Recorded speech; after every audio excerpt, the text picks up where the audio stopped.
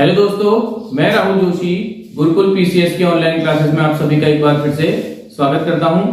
हम आपको जो है करंट अफेयर्स की सीरीज करा रहे थे, जिसमें हम उत्तराखंड करंट अफेयर्स में हमने जून माह को कवर कर लिया था। जुलाई माह के हमने 2 पार्ट कवर कर लिए थे। आज जो है जुलाई माह का हम अंतिम पार्ट कवर करेंगे। वीडियो शुरू करने से पहले जो है आप सभी लोगों को पता होगा कि उत्तराखंड जो लोक सेवा आयोग है उसने अपना कैलेंडर जारी कर दिया है और उसमें जो है उसने जो भविष्य में होने वाले आपके एग्जाम्स वगैरह हैं उसकी तिथि घोषित कर दी है और मंडे को आपका जो अधिशासी अधिकारी वाला नोटिफिकेशन है वो आपका आ जाएगा। लगभग शायद इसमें 85 पोस्ट पे वो एग्जाम होने जा रहा है, जिसका एग्जाम आपका 26 नवंबर को है। इसके बाद आपका आरओ का एग्जाम है, ठीक। और कैलेंडर अगर बाद में अपडेट होता है तो शायद जो आपका है इस वर्ष आपको लोअर पीसीएस और अपर पीसीएस की वैकेंसी भी देखने को मिलेगी। तो उसी तरीके से आप जो है अपनी तैयारी कीजिए जिस हिसाब से लोक सेवा आयोग ने अपना कैलेंडर निर्धारित किया है। और जल्द ही आपका अधीनस्थ जो चयन आयोग है वो भी अपना कैलेंडर जो है जारी कर देगा। और इस बार आपको जो है एक तरीके से गोल्डन अपॉर्चुनिटी आपके लिए है, क्योंकि इलेक्शन ईयर है और इस साल वैकेंसी आपकी आनी है, ठीक। चलिए वीडियो की शुरुआत करते हैं। पहला इसमें जो आपका करंट अफेयर्स है उसमें है उत्तराखंड करेगा मध्य क्षेत्रीय परिषद की मेजबानी, ठीक। मध्य क्षेत्रीय परिषद की मेजबानी करेगा उत्तराखंड और ये जो बैठक होगी ये होगी टिहरी में कहा नरेंद्र नगर में, टिहरी के नरेंद्र नगर में। मैंने आपको पिछले भी जो आपकी करंट अफेयर्स मैंने आपको कराई थी उसमें मैंने आपको कहा था कि करंट अफेयर्स को आप ट्रेडिशनल जो है जीके से कवर करते हुए चलिए, स्टैटिक पार्ट से कवर करते हुए चलिए, तो उसको आपको बेनिफिट होगा। अब इसमें देखिए जो मध्य क्षेत्रीय परिषद है इससे आपका एक सवाल निकल करके क्या आएगा कि राज्य पुनर्गठन अधिनियम यहाँ पर शॉर्ट में लिख दिया क्योंकि इतनी जगह नहीं रहती। तो यह राज्य पुनर्गठन अधिनियम के भाग 3 में जो है 5 क्षेत्रीय परिषदों की गठन किया जाएगा, 5 क्षेत्रीय परिषदों का गठन किया जाएगा। और जो परिषदें होंगी जब इनकी बैठक होगी तो इसका जो अध्यक्ष करता है वो कौन करता है? अध्यक्षता गृह मंत्री करता है। पिछले बार का जो अपर पीसीएस का पेपर था उसमें एक क्वेश्चन डायरेक्ट बना था कि क्षेत्रीय परिषद की जो बैठक होती है उसकी अध्यक्षता कौन करता है, ठीक है। तो बहुत इंपॉर्टेंट सवाल है। राज्य पुनर्गठन आयोग अधिनियम का भाग 3 में 5 क्षेत्रीय परिषदों के गठन की बात की गई है, ठीक। ये 5 क्षेत्रीय परिषदें कौन सी हैं ये हमें पता होना चाहिए। उत्तराखंड कौन सी परिषद में पड़ता है ये हमें पता होना चाहिए और इन परिषदों के क्षेत्रीय कार्यालय एग्जाम में पूछे जाते हैं, ठीक। तो उत्तर क्षेत्रीय जो परिषद है इसका हेडक्वार्टर कहाँ है? नई दिल्ली में है। केंद्रीय जो परिषद है इसका हेडक्वार्टर कहाँ है? इलाहाबाद में है। और केंद्रीय क्षेत्रीय परिषद के अंतर्गत ही उत्तराखंड आता है। जो ये बैठक आपकी हुई है केंद्रीय या मध्य क्षेत्रीय परिषद है उसमें आपका उत्तराखंड आता है, ठीक। इसके बाद पूर्वी क्षेत्रीय परिषद है, इसका हेडक्वार्टर कोलकाता में है। पश्चिमी क्षेत्रीय परिषद है, इसका हेडक्वार्टर मुंबई में है, ठीक। और दक्षिण क्षेत्रीय परिषद है, इसका हेडक्वार्टर चेन्नई में। यहाँ पे ध्यान देने योग्य बात यह है कि अंडमान निकोबार और लक्षद्वीप को उनकी सांस्कृतिक और भौगोलिक विविधता के कारण जो है किसी भी क्षेत्रीय परिषद में स्थान नहीं दिया गया। तो ये बहुत इंपॉर्टेंट क्वेश्चन है। दो ड्यूटी आपकी है कौन? अंडमान निकोबार और लक्षद्वीप, जिनको किसी भी क्षेत्रीय परिषद में जगह नहीं दी गई है, ठीक। तो देखिए एक करंट का सवाल आपने पढ़ा, आपको इतने ज्यादा जो है स्टैटिक क्वेश्चन आपका तैयार हो गया। इसी तरीके से आपको करंट अफेयर्स तैयार करनी है, ठीक हो गया। तो 5 क्षेत्रीय परिषदें हैं, अध्यक्षता गृह मंत्री इसकी करते हैं, ठीक हो गया। और ये इसके आपके हेडक्वार्टर है। अगला आपका है जागेश्वर मंदिर जो प्रबंधन है ये कुमाऊं की जो है वो पहली धार्मिक संस्था बन गई है। कुमाऊं की जो है पहली धार्मिक संस्था बन गई है जो राइट टू इंफॉर्मेशन के दायरे में आएगी, ठीक। दोबारा मैं बोल रहा हूं, जागेश्वर मंदिर जो प्रबंधन समिति है ये कुमाऊं की पहली धार्मिक संस्था बन गई है जो राइट टू इंफॉर्मेशन के दायरे में आएगी। और ये आपकी इंपॉर्टेंट क्वेश्चन आपके लिए बन जाता है। और राइट टू इंफॉर्मेशन जो एक्ट है वो भारत में लागू हुआ था 12 अक्टूबर 2005। ये ट्रेडिशनल आपका क्वेश्चन तैयार हो गया 12 अक्टूबर 2005। और 12 अक्टूबर को क्या मनाया जाता है? आपका आरटीआई डे मनाया जाता है, ठीक। आम जनता को एम्पावर करने के लिए आरटीआई जो है वो बहुत एक तरीके से बढ़िया कानून लाई थी भारत सरकार। इसमें जो है आपका अगर आपको कोई इंफॉर्मेशन चाहिए तो इंफॉर्मेशन आपको 30 दिन के भीतर आपको आरटीआई अधिकारी के तहत जो अधिकारी होगा वो आपको 30 दिन के भीतर इंफॉर्मेशन देगा। और किसी की जीवन से जुड़ी अगर आपको जानकारी चाहिए तो 48 घंटे के भीतर वो जानकारी देनी पड़ेगी, ठीक है। तो इसको भी याद रखिएगा। कभी क्वेश्चन आपका आ सकता है कि आरटीआई डे कब मनाते हैं और उसके तहत जो इंफॉर्मेशन है उसका टाइम पीरियड तो आपका पूछा ही जाता है, ठीक। अगला आपका है उत्तराखंड सरकार जो है ये मैंने शॉर्ट में लिखा है हरियाणा की तरह एक योजना लागू करेगी जिसका नाम है परिवार पहचान पत्र योजना। तो आपसे एग्जाम में क्वेश्चन बनेगा कि कौन सी राज्य सरकार की मॉडल पे जो है उत्तराखंड सरकार जो है परिवार पहचान पत्र योजना ला रही है। ठीक, उसके बाद जो गंगवाली क्षेत्र है, गंगवाली क्षेत्र है, यहाँ पर पर्यटन के विकास के लिए 15 गुफाओं का एक सर्किट बनेगा। क्या बनेगा? 15 गुफाओं का एक सर्किट बनेगा। गंगवाली क्षेत्र आपका पड़ता है पिथौरागढ़ डिस्ट्रिक्ट में, गंगोली हाट में। गंगवाली क्षेत्र कहाँ पड़ता है? पिथौरागढ़ डिस्ट्रिक्ट गंगोली हाट में, जहां पर आपका एक फेमस जो है हाट काली का मंदिर है। उसके बाद आपकी फेमस एक गुफा है पाताल भुवनेश्वर गुफा। ठीक, तो इसको आप ध्यान रखिएगा। गंगवाली क्षेत्र कहाँ पड़ता है? गंगोली घाट क्षेत्र में पड़ता है। वहीं पर एक फेमस मंदिर है बेदीनाथ मंदिर है, या बेदीनाथ जगह है, जहां पर जो आपका जो है चाय बागान के लिए प्रसिद्ध है। उसके बाद प्रोफेसर अतुल जोशी को जो है राजभाषा गौरव सम्मान दिया गया है। प्रोफेसर अतुल जोशी को राजभाषा गौरव सम्मान से सम्मानित किया गया है। इन्होंने एक किताब लिखी थी, इसका नाम है भारतीय हिमालय जीवन एवं जीविका। भारतीय हिमालय जीवन एवं जीविका हेतु इन्होंने पुस्तक लिखी थी, तो इसके लिए इनको एक पुरस्कार दिया गया। अवार्ड वगैरह जो है यूपीएससी जो है पूछता है, और मैंने आपको पिछले 2 वीडियो में बता चुका हूं कि करंट अफेयर से संबंधित किताबें वो ज्यादा पूछा है।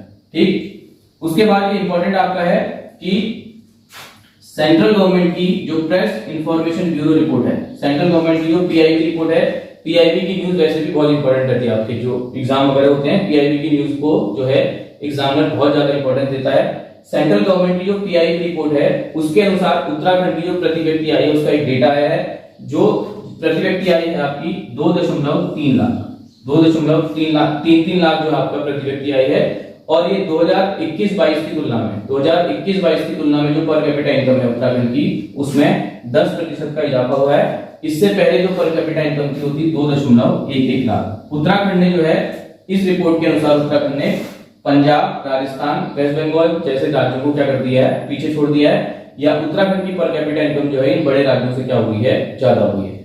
एक आपको मैं बहुत अच्छा क्वेश्चन पूछ रहा हूं कि 1947 के समय, यानी जिसमें देश आजाद हुआ था, उस समय देश की पर कैपिटा इनकम वार्षिक कितनी थी? एक आपको मैं हिंट दे रहा हूं, ये आपको हिस्ट्री की एनसीईआरटी में मिलेगा क्वेश्चन, जरा टटोलना। नहीं मिलेगा तो अगले वीडियो में हम आपको बता देंगे।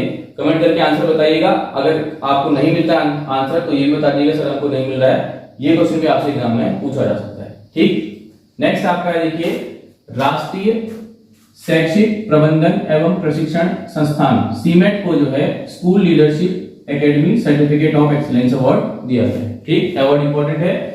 राष्ट्रीय शैक्षिक प्रबंधन एवं प्रशिक्षण संस्थान को जो है, यानी सीमेट को जो है स्कूल लीडरशिप एवं academy certificate of excellence award दिया गया है। ठीक, उसके बाद शतरंज से एक न्यूज है आपकी, तेजस तिवारी जो है विश्व के सबसे कम उम्र के शतरंज खिलाड़ी बन गए। उत्तराखंड के लिए गौरव का क्षण है। ये अंतरराष्ट्रीय शतरंज फेडरेशन होती है, इसने इसका अनाउंसमेंट कर रखा है। हाल ही में इनकी मुलाकात जो है सीएम धामी से भी हुई है। ठीक, तेजस तिवारी जो है विश्व के सबसे कम उम्र के शतरंज खिलाड़ी बन गए हैं। कमेंट बॉक्स में कमेंट करके बताइएगा कि जो आर प्रज्ञानंद और मैग्नस कार्लसन के बीच में शतरंज का विश्व चैंपियनशिप का फाइनल हुआ था, वो कहां खेला गया था। ठीक, उसके बाद उत्तराखंड जो है राष्ट्रीय बागवानी मिशन के तहत उत्तराखंड में जो है 5 सेंटर फॉर एक्सीलेंस खोले जाएंगे। कितने सेंटर फॉर एक्सीलेंस खोले जाएंगे? 5 सेंटर फॉर एक्सीलेंस खोले जाएंगे। किस मिशन के तहत? राष्ट्रीय बागवानी मिशन के तहत। ठीक, उसके बाद उत्तराखंड ओपन यूनिवर्सिटी का जो पहला परिसर है वो बुल्लावाला देहरादून में खोला गया है। कहां खोला गया है? बुल्लावाला देहरादून में खोला गया है। उत्तराखंड ओपन यूनिवर्सिटी की बात करें तो उत्तराखंड ओपन यूनिवर्सिटी की स्थापना 2005 में हुई थी। उत्तराखंड ओपन यूनिवर्सिटी का जो हेडक्वार्टर है वो हल्द्वानी में स्थित है, तो इसका पहला परिसर खुला है कहां? बुल्लावाला देहरादून। ठीक, उसके बाद नेक्स्ट कवर भी आपकी देहरादून से संबंधित है। राष्ट्रीय स्वास्थ्य चिंतन शिविर का आयोजन कहां हो रहा है आपका? देहरादून में हो रहा है। जब आप थोड़ी बहुत करंट पढ़ लोगे तो जितने आपको डिस्ट्रिक्ट से संबंधित उत्तराखंड के जितने भी जिले हैं उनसे संबंधित जो खबर मिलती है उसको फिर बाद में देहरादून का एक जगह नोट कर लेना, नैनीताल का एक जगह नोट कर लेना, अन्य डिस्ट्रिक्ट का एक जगह पर नोट कर लेना, उससे आपको याद करने में आसानी होगी। ठीक हो गया। इससे पहले मैंने आपको देहरादून के बारे में और भी कुछ बताया था पिछले वाले वीडियो में, उसको देखना। तो इन 3 चीजों को जो है आप एक साथ याद कर लेना। उसके बाद नेक्स्ट है हल्द्वानी में बनेगी उत्तराखंड की पहली सेंट्रल डेयरी लैब। हल्द्वानी में खुलेगी उत्तराखंड की पहली सेंट्रल डेयरी लैब। ठीक, उत्तराखंड का जो पहला दुग्ध संस्थान है वो भी हल्द्वानी में स्थापित हुआ था, लाल कुआं में 1949 में। और यहीं पर लाल कुआं में जो है एशिया की सबसे बड़ी सेंचुरी पेपर मिल भी स्थापित है। तो ये पॉइंट भी आप अपने दिमाग में रखिएगा, 1949 और एशिया की सबसे बड़ी पेपर मिल, इसका नाम है सेंचुरी पेपर मिल, जिसका कागज वगैरह आता है। ठीक, उसके बाद नेक्स्ट वेरी इंपॉर्टेंट है, उत्तराखंड सरकार क्या करेगी, सेवा के अधिकार के तहत जल्दी 855 सेवाओं को ऑनलाइन करेगी। 855 सेवाओं को ऑनलाइन करेगी और जैसे ही उत्तराखंड सरकार जो है इस चीज को कर लेगी तो उत्तराखंड सरकार इसमें देश में पहली सरकार इसमें बन जाएगी। उत्तराखंड जो है पहला राज्य इसमें बन जाएगा। राइट टू सर्विस बहुत ज्यादा इंपॉर्टेंट है। कमेंट बॉक्स में कमेंट करके बताइएगा कि उत्तराखंड में राज्य सेवा जो आपका बॉडी है, यानी राज्य सेवा जो आपका जो अधिनियम है वो कब स्थापित हुआ था। ठीक, और इसके जो पहले चेयरमैन है, राज्य सेवा अधिनियम उत्तराखंड में कब लागू हुआ और इसके जो पहले चेयरमैन है वो कौन बने थे, इसको आप कमेंट बॉक्स में कमेंट करके बताइएगा। और राइट टू सर्विस से आपके दो सवाल आपके पूछे जा चुके हैं। ठीक, क्या सवाल पूछा गया था, आपसे पूछा गया था एक बार उत्तराखंड पीसीएस 2016 में, जहां तक मुझे याद आ रहा है कि ये पूछा था कि राइट टू सर्विस लागू करने वाला देश का, राइट टू सर्विस लागू करने वाला जो है वो पहला देश कौन सा है। ठीक है, तो पहला देश कौन सा राइट टू सर्विस लागू करने वाला, ब्रिटेन है।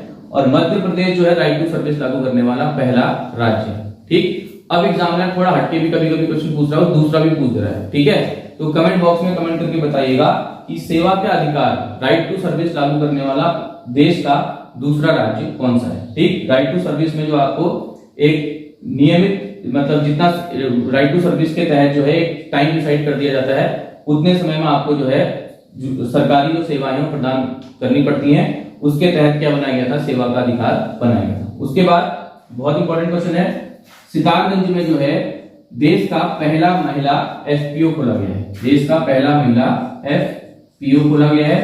ये जो एफपीओ खोला गया है सितारगंज की बस नगर ग्राम सभा में खोला गया है। कहां खोला गया है, बस नगर ग्राम सभा में।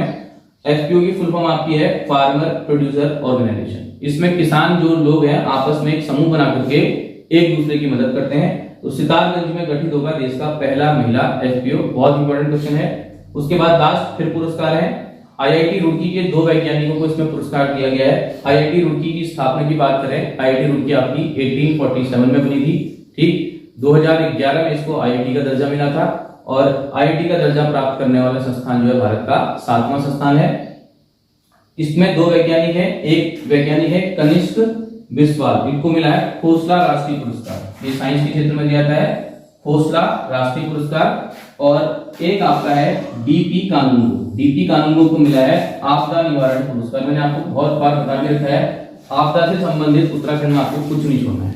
ठीक है, आपदा से संबंधित आपको उत्तराखंड में कुछ भी नहीं छोड़ना है। ठीक, तो आपकी हमने जून माह की करंट अफेयर उत्तराखंड की समाप्त कर दी, जुलाई माह की समाप्त कर दी, जो हमने 3 पार्ट्स में आपकी डाली थी, पार्ट 1, पार्ट 2 और पार्ट 3। वीडियो अगर आपको अच्छी लगे लाइक कीजिए, चैनल को सब्सक्राइब कीजिए, कमेंट कीजिए और अपनी तैयारी में एक तरीके से आप दुगनी स्पीड से स्टार्ट कर दीजिए, क्योंकि नोटिफिकेशन आने आपके स्टार्ट होगी। धन्यवाद।